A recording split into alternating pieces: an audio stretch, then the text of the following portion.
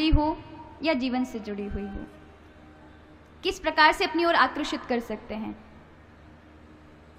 तो बताया, शास्त्रों में भी बताया है कि आपके जैसे विचार जो हैं, जैसे आपके विचार होंगे वैसा आपका मन हो जाएगा, और मन जैसा होगा शरीर वैसा काम करेगा, और शरीर वैसा काम करेगा तो आपकी परिस्थितियां वैसी बन जाएंगी, और फिर परिस्थितियां वैसी बनी तो सुख दुख आपके जीवन में आने ही आने हैं।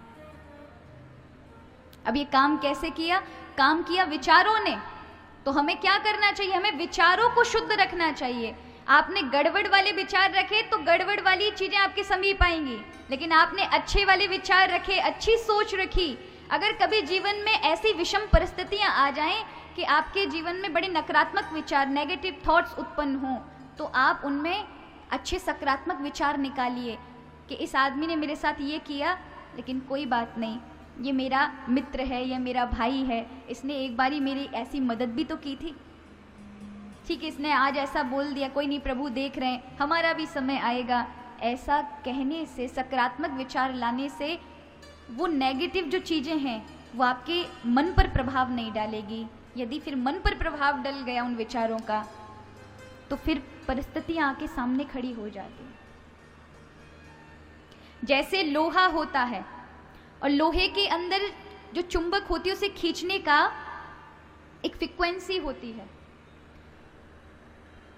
लेकिन लोहे चुंबक के सामने कांसा, पीतल, अन्य कोई धातु रख दो, वो अपनी ओर नहीं खींचेगा, केवल लोहे को खींचेगा। उसी प्रकार मन का विचार पर बड़ा गहरा प्रभाव है। आप जैसा सोचते हैं वैसा हो जाता है। आप खुद अनुभव करके देखिए, अगर आप दुखी हैं अंदर से, आपके विचार कर रहे हैं कि सामने वाले ने बड़ा दुख दिया, या कोई पुरानी बात याद आ जाए आपको दुखी होने की, तो आपका चेहरा भी वैसा दुखी हो जाएगा।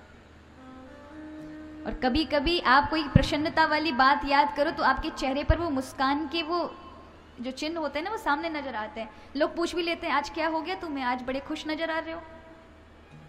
उसको थोड़ा ना भीतर से पता, लेकिन आपकी जो भीतर की खुशी है ना वो बाहर झलक रही है। कभी कभी लोग कह देते हैं, तुम्हारा मुंह उतर रहा है, सब ठीक तो है, आज बड़े दुखी लग रहे हो। क्यों? क्योंकि मन के विचारों ने आपको बाहर प्रकट किया। तो विचार का मन से और मन का शरीर से बड़ा गहरा संबंध है। आप जैसे विचार सोच लेते हैं वैसा आप बन जाते हैं।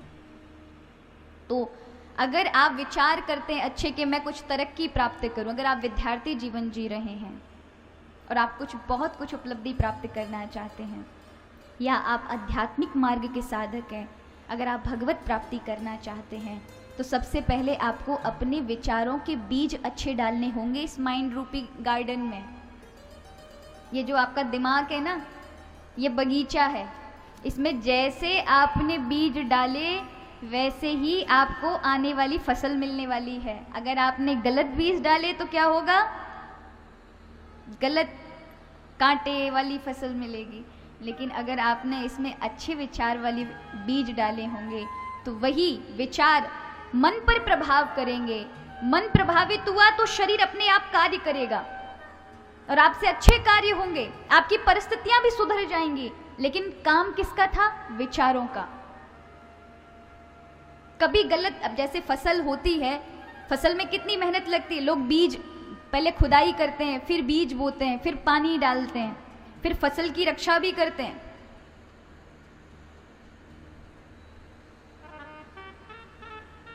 कभी गलत चीजें आपके जीवन में आ जाएं तो उन चीजों को निकालकर फेंकना पड़ता है। होता है ना कि कभी गेहूं के साथ बथुआ आ जाते हैं, कभी कभी वो भी होता है तो उनको निकालना पड़ता है ना। कभी कभी किसी पेड़ के साथ कोई दूसरा पेड़ उत्पन्न हो गया जो उसको मिटा देगा, तो फिर उस पेड़ को जो उसको मिटा ना दे इसलिए उसको निकालना पड़ता है, उसे अच्छा रखने के लिए। जैसे बगीचे में ज़्यादा घास बढ़ जाए, बहुत सुंदर पार्क हो, लेकिन अगर उसमें कटाई छटाई नहीं हुई ना तो क्या होगा? वही ऊबड़ खाबड़ गंदा दिखने लगेगा। तो ये जो आपका ये दिमाग है, ये बगीचा है और इसके बागवान आप हैं, इसके मालिक आप हैं। जैसे जैसे आप इन अपने दिमाग के विचारों से बीज बोएंगे वैसी वैसी फसल आपको मिलेगी। हमारे अगर जीवन में किसी प्रकार के कोई गलत पौधा भी यानी गंदे विचार भी आ जाएं तो उन्हें काट दीजिए अपनी सकारात्मक ऊर्जा से, विवेक से।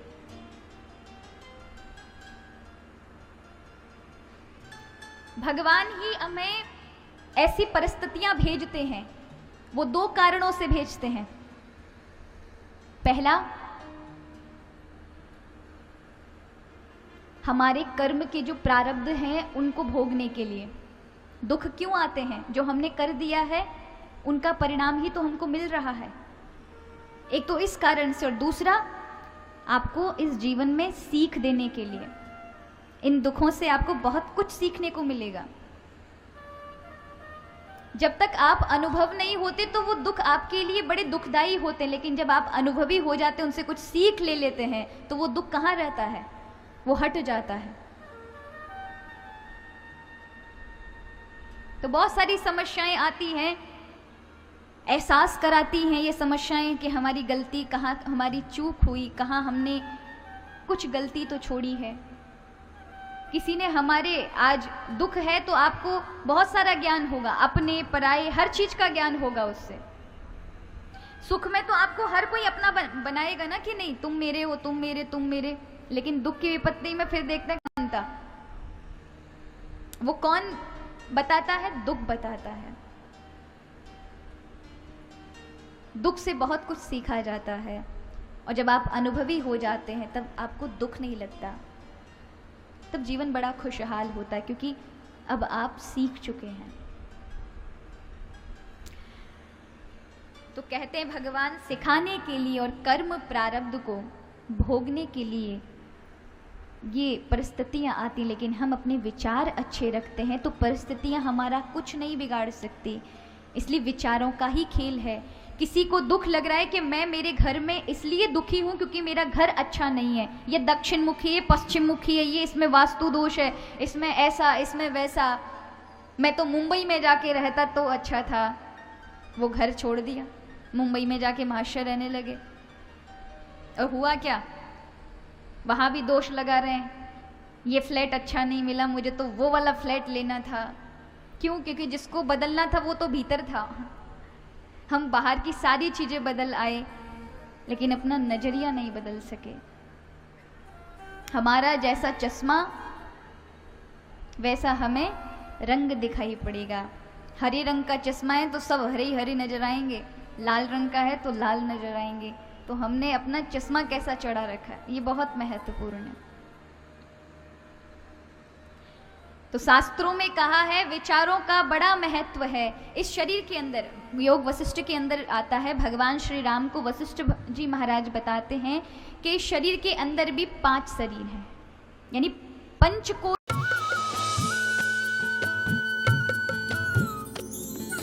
सर्वधर्म संगम, धर्म के सच्चे प्रहरी।